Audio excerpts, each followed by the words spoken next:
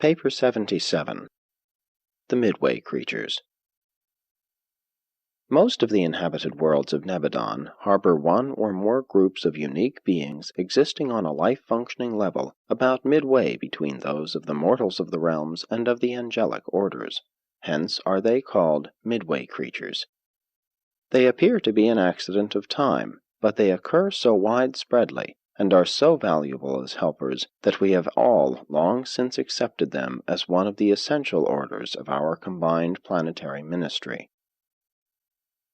On Urantia, there function two distinct orders of Midwayers, the primary or senior corps, who came into being back in the days of Dalmatia, and the secondary or younger group, whose origin dates from the times of Adam.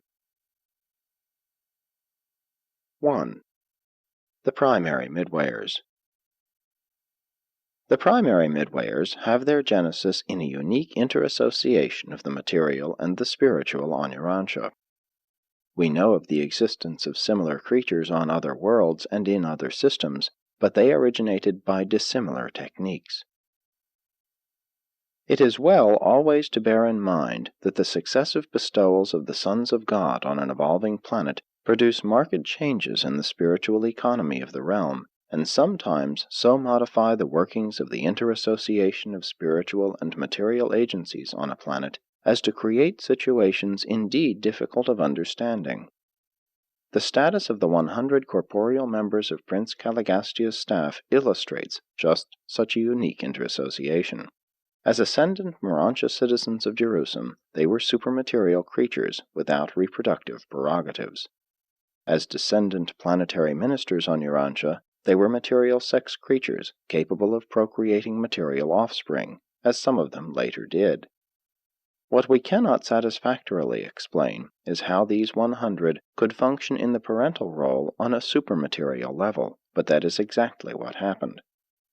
A supermaterial, non-sexual liaison of a male and a female member of the corporeal staff resulted in the appearance of the firstborn of the primary Midwayers.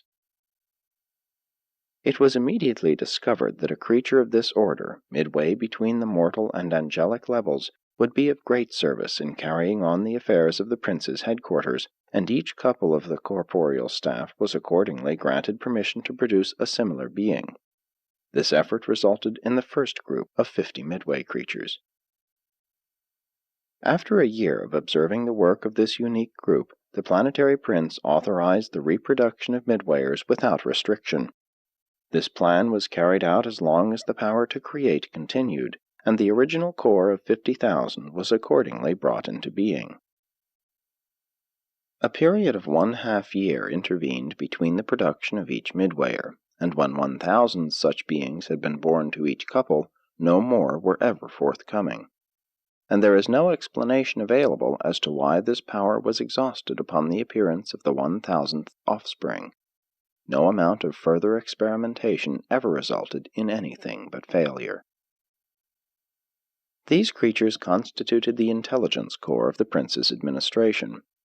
They ranged far and wide, studying and observing the world races, and rendering other invaluable services to the prince and his staff in the work of influencing human society remote from the planetary headquarters. This regime continued until the tragic days of the planetary rebellion, which ensnared a little over 4/5 of the primary Midwayers. The loyal corps entered the service of the Melchizedek receivers, functioning under the titular leadership of Van until the days of Adam. 2. The NODITE race.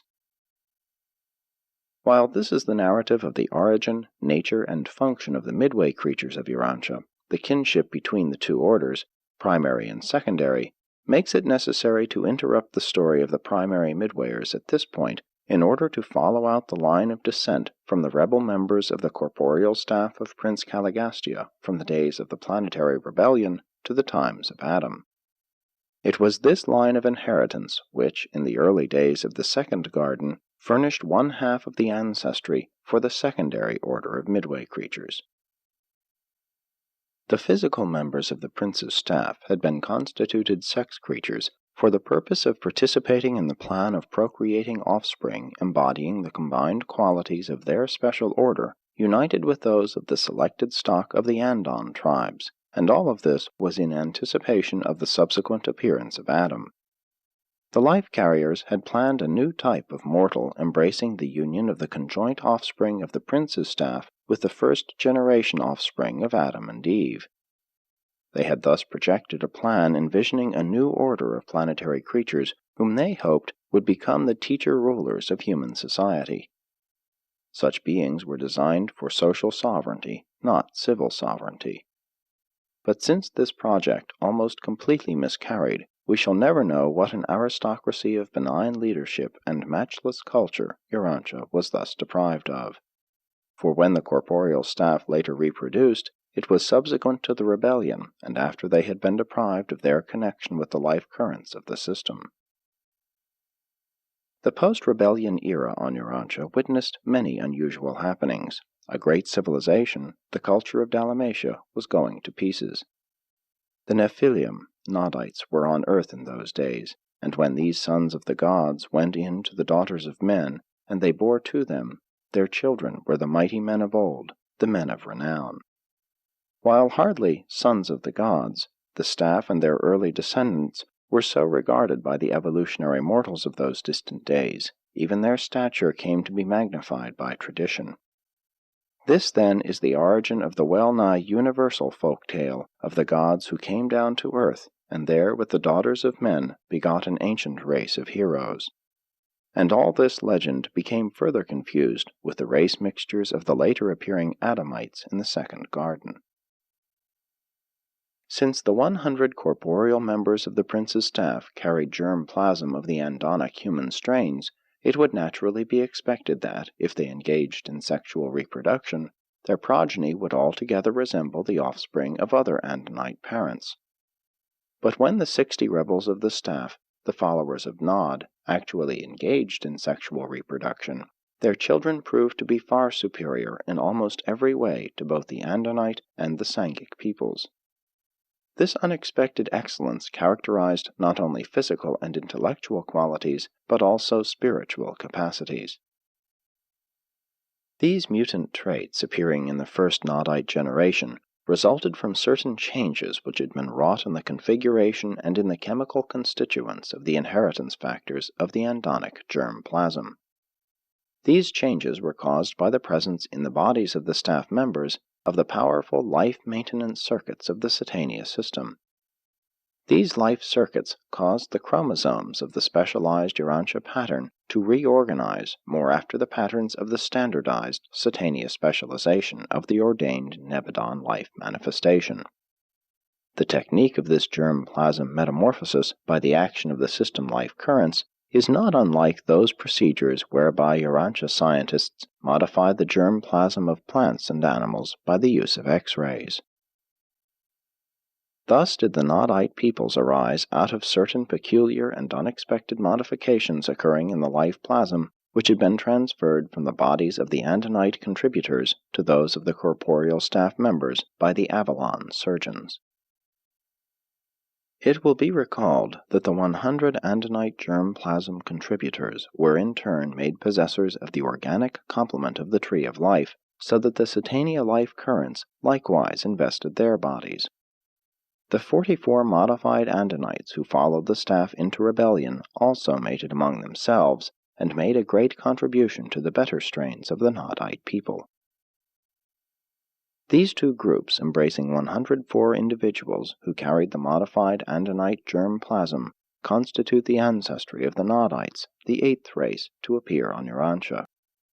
And this new feature of human life on Urantia represents another phase of the outworking of the original plan of utilizing this planet as a life modification world, except that this was one of the unforeseen developments. The pure-line Nodites were a magnificent race, but they gradually mingled with the evolutionary peoples of Earth, and before long great deterioration had occurred. 10,000 years after the rebellion, they had lost ground to the point where their average length of life was little more than that of the evolutionary races. When archaeologists dig up the clay tablet records of the later-day Sumerian descendants of the Nodites, they discover lists of Sumerian kings running back for several thousand years, and as these records go further back, the reigns of the individual kings lengthen from around 25 or 30 years up to 150 years and more. This lengthening of the reigns of these older kings signifies that some of the early NODITE rulers, immediate descendants of the prince's staff, did live longer than their later-day successors, and also indicates an effort to stretch the dynasties back to Dalmatia. The records of such long-lived individuals are also due to the confusion of months and years as time periods. This may also be observed in the biblical genealogy of Abraham and in the early records of the Chinese.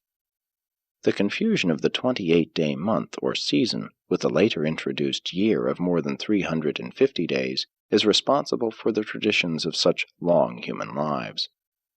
There are records of a man who lived over 900 years. This period represents not quite 70 years, and such lives were regarded for ages as very long, 80 years and 10, as such a lifespan was later designated.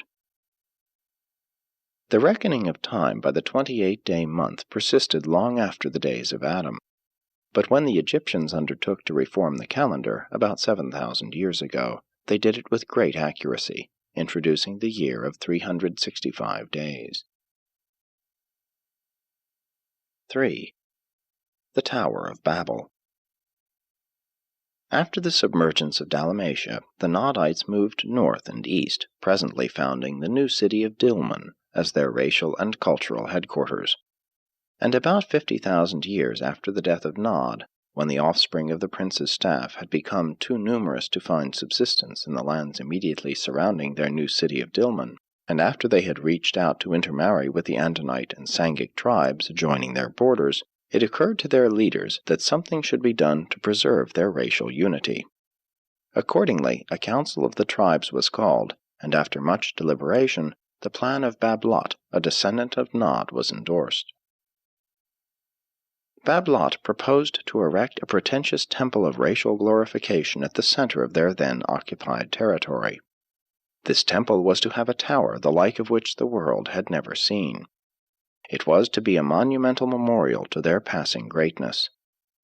There were many who wished to have this monument erected in Dilmun, but others contended that such a great structure should be placed a safe distance from the dangers of the sea, remembering the traditions of the engulfment of their first capital, Dalmatia. Babel planned that the new buildings should become the nucleus of the future center of the NODITE culture and civilization. His counsel finally prevailed, and construction was started in accordance with his plans. The new city was to be named Babel after the architect and builder of the tower. This location later became known as Babel and eventually as Babel. But the NODITES were still somewhat divided in sentiment as to the plans and purposes of this undertaking. Neither were their leaders altogether agreed concerning either construction plans or usage of the buildings after they should be completed. After 4½ years of work, a great dispute arose about the object and motive for the erection of the tower. The contentions became so bitter that all work stopped. The food carriers spread the news of the dissension, and large numbers of the tribes began to foregather at the building site. 3 differing views were propounded as to the purpose of building the tower. 1. The largest group, almost 1/2, desired to see the tower built as a memorial of NODITE history and racial superiority. They thought it ought to be a great and imposing structure which would challenge the admiration of all future generations. 2. The next largest faction wanted the tower designed to commemorate the Dilmun culture. They foresaw that Babel would become a great center of commerce, art, and manufacture. 3. The smallest and minority contingent held that the erection of the tower presented an opportunity for making atonement for the folly of their progenitors in participating in the Caligastia rebellion. They maintained that the tower should be devoted to the worship of the Father of all, that the whole purpose of the new city should be to take the place of Dalmatia, to function as the cultural and religious center for the surrounding barbarians. The religious group were promptly voted down. The majority rejected the teaching that their ancestors had been guilty of rebellion. They resented such a racial stigma. Having disposed of one of the three angles to the dispute, and failing to settle the other two by debate, they fell to fighting. The religionists, the non-combatants, fled to their homes in the South, while their fellows fought until well nigh obliterated. About 12,000 years ago, a second attempt to erect the Tower of Babel was made. The mixed races of the Andites, Nodites and Adamites, undertook to raise a new temple on the ruins of the first structure, but there was not sufficient support for the enterprise. It fell of its own pretentious weight. This region was long known as the Land of Babel. 4. Nodite Centers of Civilization. The dispersion of the Nodites was an immediate result of the internecine conflict over the Tower of Babel. This internal war greatly reduced the numbers of the purer Nodites and was in many ways responsible for their failure to establish a great pre-Adamic civilization. From this time on, Nodite culture declined for over 120,000 years until it was upstepped by Adamic infusion. But even in the times of Adam, the Nodites were still an able people. Many of their mixed descendants were numbered among the garden builders, and several of Van's group captains were Nodites. Some of the most capable minds serving on Adam's staff were of this race. 3 of the 4 great Nodite centers were established immediately following the Babylot conflict. 1. The Western or Syrian Nodites. The remnants of the nationalistic or racial memorialists journeyed northward, uniting with the Andonites to found the later Nodite centers to the northwest of Mesopotamia. This was the largest group of the dispersing Nodites, and they contributed much to the later appearing Assyrian stock. 2. The Eastern or Elamite Nodites. The culture and commerce advocates migrated in large numbers eastward into Elam, and there united with the mixed Sangic tribes. The Elamites of 30 to 40,000 years ago had become largely Sangic in nature, although they continued to maintain a civilization superior to that of the surrounding barbarians.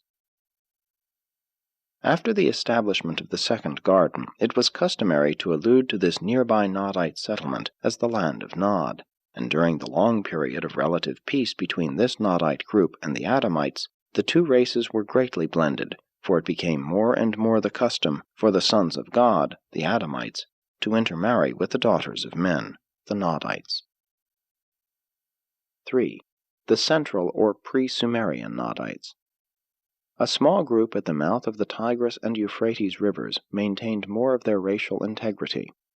They persisted for thousands of years, and eventually furnished the Nodite ancestry which blended with the Adamites to found the Sumerian peoples of historic times.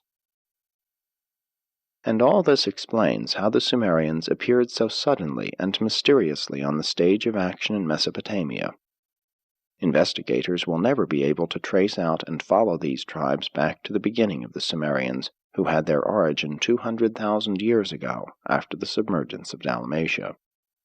Without a trace of origin elsewhere in the world, these ancient tribes suddenly loom upon the horizon of civilization with a full-grown and superior culture, embracing temples, metalwork, agriculture, animals, pottery, weaving, commercial law, civil codes, religious ceremonial, and an old system of writing. At the beginning of the historical era, they had long since lost the alphabet of Dalmatia, having adopted the peculiar writing system originating in Dilmun. The Sumerian language, though virtually lost to the world, was not Semitic. It had much in common with the so-called Aryan tongues. The elaborate records left by the Sumerians describe the site of a remarkable settlement which was located on the Persian Gulf near the earlier city of Dilmun. The Egyptians called this city of ancient glory Dilmat, while the later Adamized Sumerians confused both the first and second Nodite cities with Dalmatia and called all three Dilmun. And already have archaeologists found these ancient Sumerian clay tablets which tell of this earthly paradise, where the gods first blessed mankind with the example of civilized and cultured life. And these tablets, descriptive of Dilmun, the paradise of men and God, are now silently resting on the dusty shelves of many museums. The Sumerians well knew of the first and second Edens, but, despite extensive intermarriage with the Adamites, continued to regard the garden dwellers to the north as an alien race. Sumerian pride in the more ancient NODITE culture led them to ignore these later vistas of glory in favor of the grandeur and paradisiacal traditions of the city of Dilmun. 4. The northern Nodites and Amadonites, the Vanites. This group arose prior to the Babylot conflict. These northernmost Nodites were descendants of those who had forsaken the leadership of Nod and his successors for that of Van and Amadon. Some of the early associates of Van subsequently settled about the shores of the lake which still bears his name, and their traditions grew up about this locality. Ararat became their sacred mountain, having much the same meaning to later-day Vanites that Sinai had to the Hebrews. 10,000 years ago, the Vanite ancestors of the Assyrians taught that their moral law of 7 commandments had been given to Van by the gods upon Mount Ararat. They firmly believed that Van and his associate Amadon were taken alive from the planet while they were up on the mountain engaged in worship. Mount Ararat was the sacred mountain of northern Mesopotamia, and since much of your tradition of these ancient times was acquired in connection with the Babylonian story of the flood, it is not surprising that Mount Ararat and its region were woven into the later Jewish story of Noah and the universal flood. About 35,000 BC, Adamson visited one of the easternmost of the old Vanite settlements to found his center of civilization. 5. Adamson and RATTA. Having delineated the Nodite antecedents of the ancestry of the secondary Midwayers, this narrative should now give consideration to the Adamic half of their ancestry, for the secondary Midwayers are also the grandchildren of Adamson, the firstborn of the violet race of Urantia. Adamson was among that group of the children of Adam and Eve who elected to remain on earth with their father and mother. Now this eldest son of Adam had often heard from Van and Amadon the story of their highland home in the north, and some time after the establishment of the second garden he determined to go in search of this land of his youthful dreams. Adamson was 120 years old at this time, and had been the father of 32 pure-line children of the first garden. He wanted to remain with his parents and assist them in upbuilding the second garden, but he was greatly disturbed by the loss of his mate and their children, who had all elected to go to Urantia along with those other Adamic children who chose to become wards of the Most Highs. Adamson would not desert his parents on Urantia. He was disinclined to flee from hardship or danger, but he found the associations of the second garden far from satisfying. He did much to forward the early activities of defense and construction, but decided to leave for the north at the earliest opportunity. And though his departure was wholly pleasant, Adam and Eve were much grieved to lose their eldest son, to have him go out into a strange and hostile world, as they feared never to return. A company of 27 followed Adamson northward in quest of these people of his childhood fantasies. In a little over 3 years, Adamson's party actually found the object of their adventure, and among these people he discovered a wonderful and beautiful woman, 20 years old, who claimed to be the last pure-line descendant of the prince's staff. This woman, RATTA, said that her ancestors were all descendants of 2 of the fallen staff of the prince. She was the last of her race, having no living brothers or sisters. She had about decided not to mate, had about made up her mind to die without issue, but she lost her heart to the majestic Adamson. And when she heard the story of Eden, how the predictions of Van and Amadon had really come to pass, and as she listened to the recital of the garden default, she was encompassed with but a single thought, to marry this son and heir of Adam. And quickly the idea grew upon Adamson. In a little more than 3 months they were married. Adamson and RATTA had a family of 67 children. They gave origin to a great line of the world's leadership, but they did something more. It should be remembered that both of these beings were really superhuman. Every fourth child born to them was of a unique order. It was often invisible. Never in the world's history had such a thing occurred. RATTA was greatly perturbed, even superstitious, but Adamson well knew of the existence of the primary Midwayers, and he concluded that something similar was transpiring before his eyes. When the second strangely behaving offspring arrived, he decided to mate them, since one was male and the other female, and this is the origin of the secondary order of Midwayers. Within 100 years, before this phenomenon ceased, almost 2,000 were brought into being. Adamson lived for 396 years. Many times he returned to visit his father and mother. Every 7 years he and RATTA journeyed south to the second garden, and meanwhile the Midwayers kept him informed regarding the welfare of his people. During Adamson's life, they did great service in upbuilding a new and independent world center for truth and righteousness. Adamson and RATTA thus had at their command this corps of marvelous helpers, who labored with them throughout their long lives to assist in the propagation of advanced truth and in the spread of higher standards of spiritual, intellectual, and physical living. And the results of this effort at world betterment never did become fully eclipsed by subsequent retrogressions. The Adamsonites maintained a high culture for almost 7,000 years from the times of Adamson and RATTA. Later on they became admixed with the neighboring NODITES and Andonites, and were also included among the mighty men of old. And some of the advances of that age persisted to become a latent part of the cultural potential which later blossomed into European civilization. This center of civilization was situated in the region east of the southern end of the Caspian Sea, near the Kopet Dagh. A short way up in the foothills of Turkestan are the vestiges of what was one time the Adamsonite headquarters of the Violet race. In these highland sites, situated in a narrow and ancient fertile belt lying in the lower foothills of the Kopet Range, there successively arose at various periods 4 diverse cultures, respectively fostered by 4 different groups of Adamson's descendants. It was the second of these groups which migrated westward to Greece and the islands of the Mediterranean.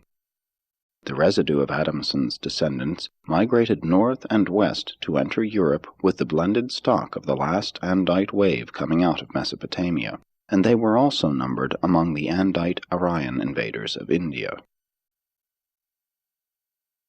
6. The secondary Midwayers.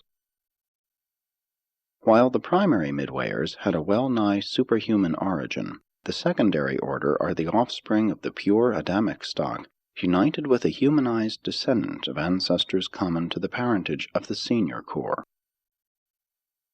Among the children of Adamson, there were just 16 of the peculiar progenitors of the secondary Midwayers.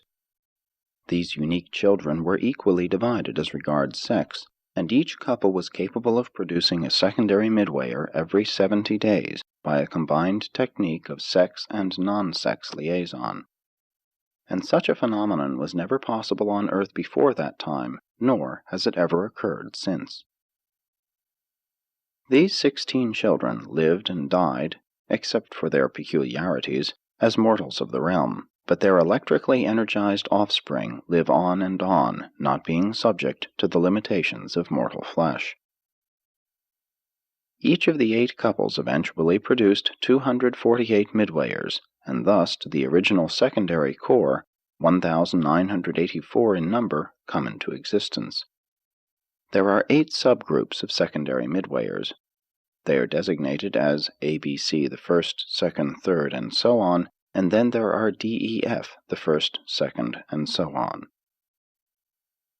After the default of Adam, the primary Midwayers returned to the service of the Melchizedek receivers, while the secondary group were attached to the Adamson Center until his death. 33 of these secondary Midwayers, the chiefs of their organization at the death of Adamson, endeavored to swing the whole order over to the service of the Melchizedeks, thus effecting a liaison with the primary corps. But failing to accomplish this, they deserted their companions and went over in a body to the service of the planetary receivers. After the death of Adamson, the remainder of the secondary Midwayers became a strange, unorganized, and unattached influence on Urantia. From that time to the days of Makaventa Melchizedek, they led an irregular and unorganized existence. They were partially brought under control by this Melchizedek, but were still productive of much mischief up to the days of Christ Michael. And during his sojourn on earth, they all made final decisions as to their future destiny, the loyal majority then enlisting under the leadership of the primary Midwayers. 7. The Rebel Midwayers. The majority of the primary Midwayers went into sin at the time of the Lucifer Rebellion. When the devastation of the planetary rebellion was reckoned up, among other losses it was discovered that of the original 50,000, 40,119 had joined the Caligastia secession. The original number of secondary Midwayers was 1,984, and of these 873 failed to align themselves with the rule of Michael and were duly interned in connection with the planetary adjudication of Urantia on the day of Pentecost. No one can forecast the future of these fallen creatures. Both groups of rebel Midwayers are now held in custody awaiting the final adjudication of the affairs of the System Rebellion. But they did many strange things on Earth prior to the inauguration of the present planetary dispensation. These disloyal Midwayers were able to reveal themselves to mortal eyes under certain circumstances, and especially was this true of the associates of Beelzebub, the leader of the apostate secondary Midwayers. But these unique creatures must not be confused with certain of the rebel cherubim and seraphim, who also were on earth up to the time of Christ's death and resurrection. Some of the older writers designated these rebellious Midway creatures as evil spirits and demons, and the apostate seraphim as evil angels. On no world can evil spirits possess any mortal mind subsequent to the life of a paradise bestowal son. But before the days of Christ Michael on Urantia, before the universal coming of the thought adjusters and the pouring out of the Master's Spirit upon all flesh, these rebel Midwayers were actually able to influence the minds of certain inferior mortals and somewhat to control their actions. This was accomplished in much the same way as the loyal Midway creatures function when they serve as efficient contact guardians of the human minds of the Urantia Reserve Corps of Destiny at those times when the adjuster is, in effect, detached from the personality during a season of contact with superhuman intelligences. It is no mere figure of speech when the record states, "And they brought to him all sorts of sick people, those who were possessed by devils, and those who were lunatics." Jesus knew and recognized the difference between insanity and demoniacal possession, although these states were greatly confused in the minds of those who lived in his day and generation. Even prior to Pentecost, no rebel spirit could dominate a normal human mind, and since that day, even the weak minds of inferior mortals are free from such possibilities. The supposed casting out of devils since the arrival of the Spirit of Truth has been a matter of confounding a belief in demoniacal possession with hysteria, insanity, and feeble-mindedness. But just because Michael's bestowal has forever liberated all human minds on Urantia from the possibility of demoniacal possession, do not imagine that such was not a reality in former ages. The entire group of rebel Midwayers is at present held prisoner by order of the Most High's Evidentia. No more do they roam this world on mischief bent. Regardless of the presence of the thought adjusters, the pouring out of the Spirit of Truth upon all flesh forever made it impossible for disloyal spirits of any sort or description ever again to invade even the most feeble of human minds. Since the day of Pentecost, there never again can be such a thing as demoniacal possession. 8. The United Midwayers. At the last adjudication of this world, when Michael removed the slumbering survivors of time, the Midway creatures were left behind, left to assist in the spiritual and semi-spiritual work on the planet. They now function as a single corps, embracing both orders and numbering 10,992. The United Midwayers of Urantia are at present governed alternately by the senior member of each order. This regime has obtained since their amalgamation into one group shortly after Pentecost. The members of the older or primary order are generally known by numerals. They are often given names such as 1, 2, 3 the first, 4, 5, 6 the first, and so on.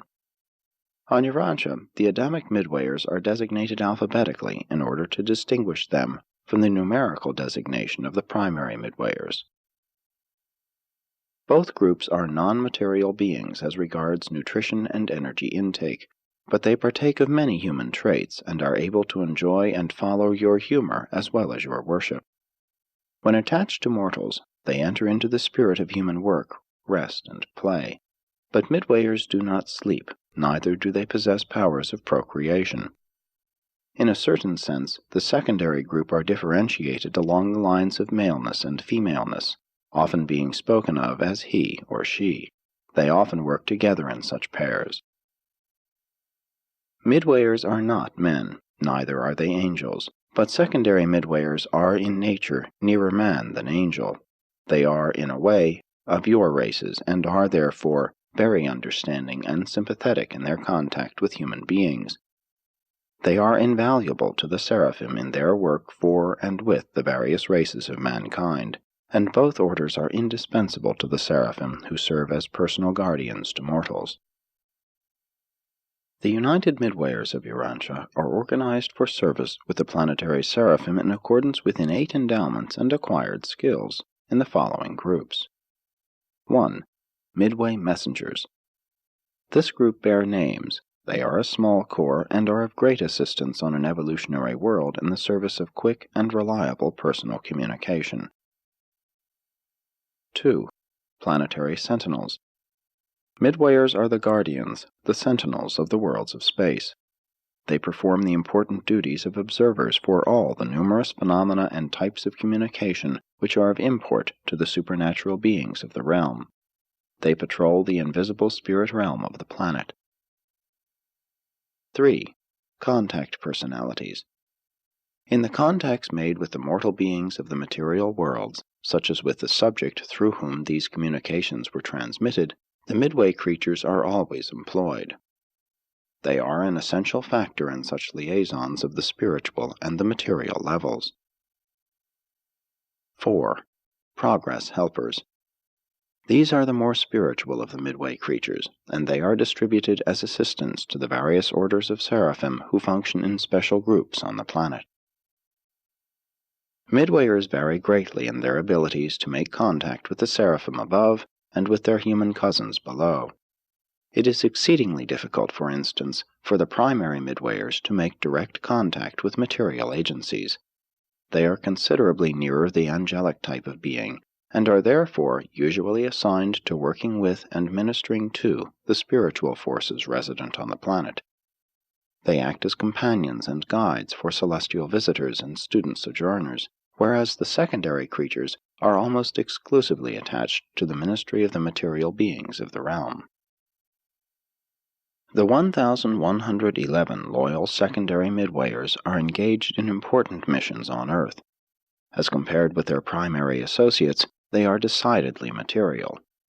They exist just outside the range of mortal vision, and possess sufficient latitude of adaptation to make, at will, physical contact with what humans call material things.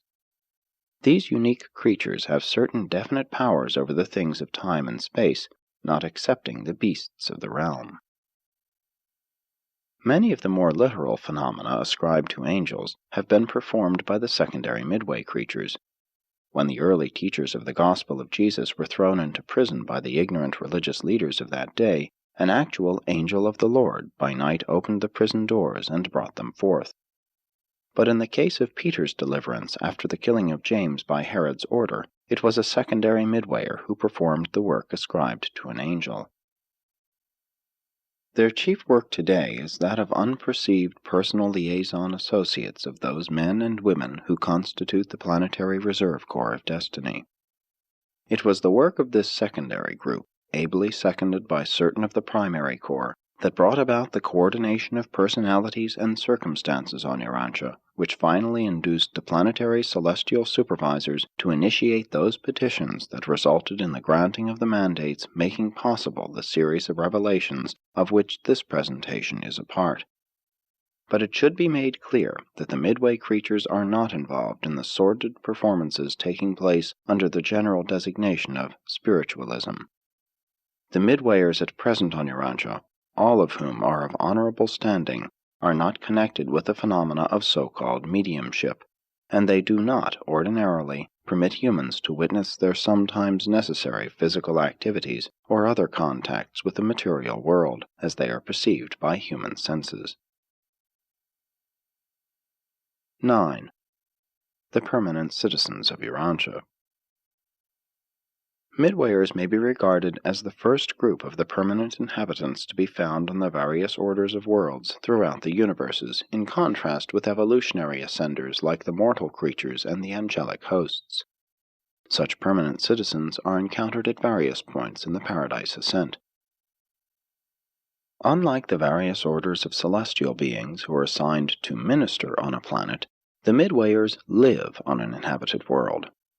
The seraphim come and go, but the Midway creatures remain and will remain, albeit they are nonetheless ministers for being natives of the planet, and they provide the one continuing regime which harmonizes and connects the changing administrations of the seraphic hosts.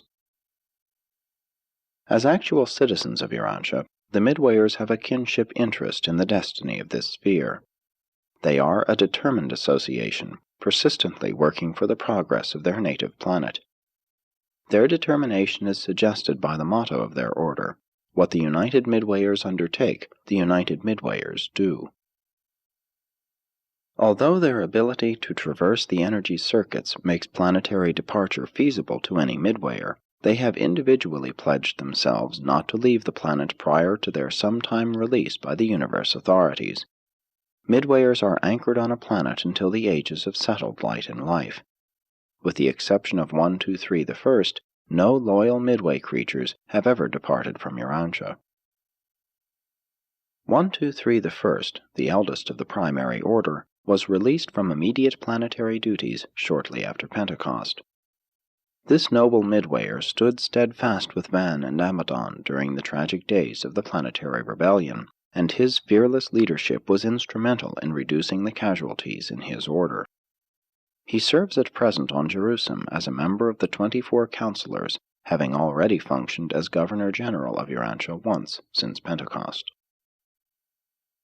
Midwayers are planet-bound, but much as mortals talk with travelers from afar and thus learn about remote places on the planet, so do Midwayers converse with celestial travelers to learn about the far places of the universe.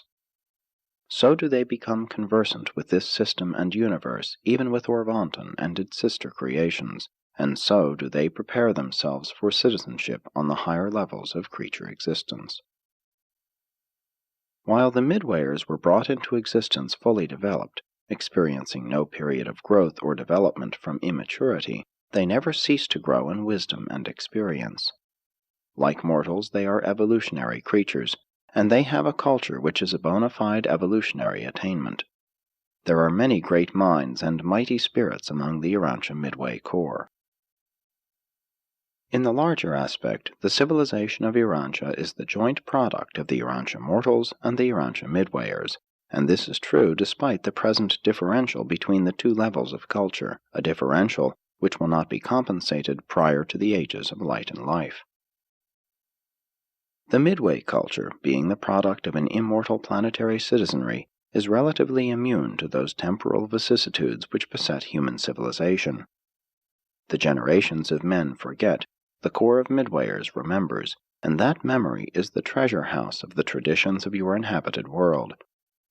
Thus does the culture of a planet remain ever present on that planet, and in proper circumstances such treasured memories of past events are made available, even as the story of the life and teachings of Jesus has been given by the Midwayers of Urantia to their cousins in the flesh.